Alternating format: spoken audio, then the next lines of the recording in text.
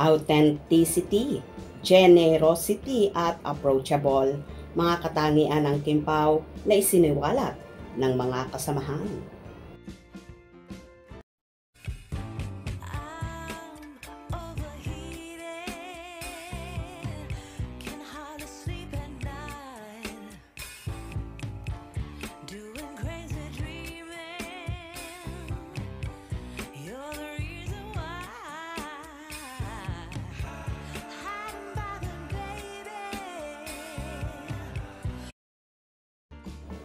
Kahanga-hanga talaga ang Kim Pao tambalan ni Kimchi at Paolo Avellino pagdating sa trabaho. Bukod sa mababait sila, authentic, generous, ay napaka-approachable pa, kaya naman love na love sila ng mga kasamahan at mga katrabaho sa set.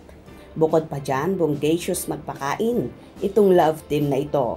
Ang maaasahan talaga sa maraming bagay, lalong higit sa pagkain na talagang hindi ka gugutumin. Hindi lang ang humility ang nagpapatunay sa authenticity ng Kim Pao. Ayon kay Rosel, isa pang katangiang nagpapatunay sa kanilang pagkatao ang kanilang pambihirang generosity. Inilarawan sila na mahilig manlibre kahit sino at palagi nagsishare ng blessings. Sa showbiz, madalas naririnig ang mga kwento ng pagiging matipid o pagiging self-centered ng ilang artista. Ngunit sina Kim at Paolo ay tila kabaligtaran. Ang pagbabahagi ng biyaya ay hindi lamang material na bagay. Ito ay nagpapakita ng isang pusong mapagbigay at hindi nakakalimot sa pinanggalingan. Ang ganitong klase ng kagandahang loob ang nagpapakita ng kanilang tunay na katayuan sa buhay, na sa kabila ng kanilang tagumpay at kasikatan, nananatili silang grounded at may pagmamalasakit. Kaya naman hindi na nakapagtataka kung bakit mahal na mahal iyan ng mga director sa set at maging ang lahat ng kanilang mga nakakatrabaho. Ang pagpupuri na ito ay hindi scripted o pinilit. Ito ay nagmumula sa tunay na karanasan at pagkilala sa kanilang mga good deeds. Sila ay mga magnet ng positibong enerhiya na nakakaapekto sa buong set. Ginagawa itong mas masaya, mas magaan at mas produktibo. Ang generosity at humility na ito ang tanging dahilan kung bakit ang kanilang kasikatan ay hindi lang panandalian kundi may matibay na pundasyon.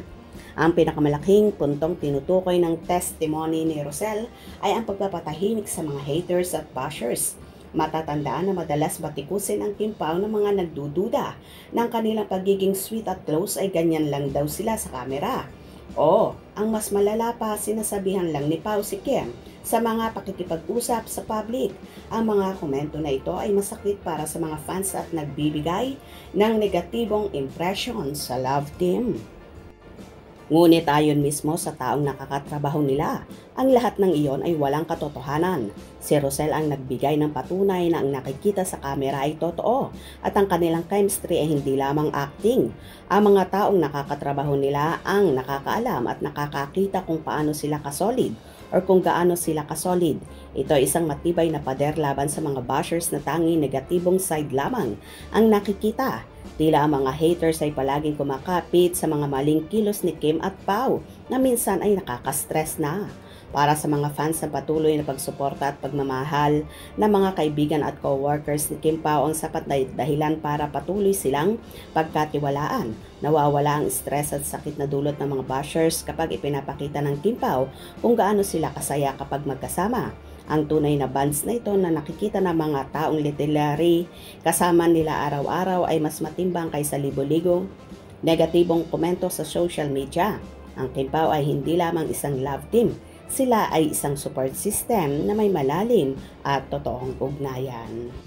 So ayun nga guys, hindi lang naman si Rafael Rosel ang nagbulalas ng magagandang katangian ng Kim Pao, kahit si Miss Shasha Padilla, si Alora Sasam, si Sofia Andres at marami pang iba na makakapagpatunay kung ano nga ba totoo sa Kim Pao. Hope you enjoyed. Please subscribe for more info.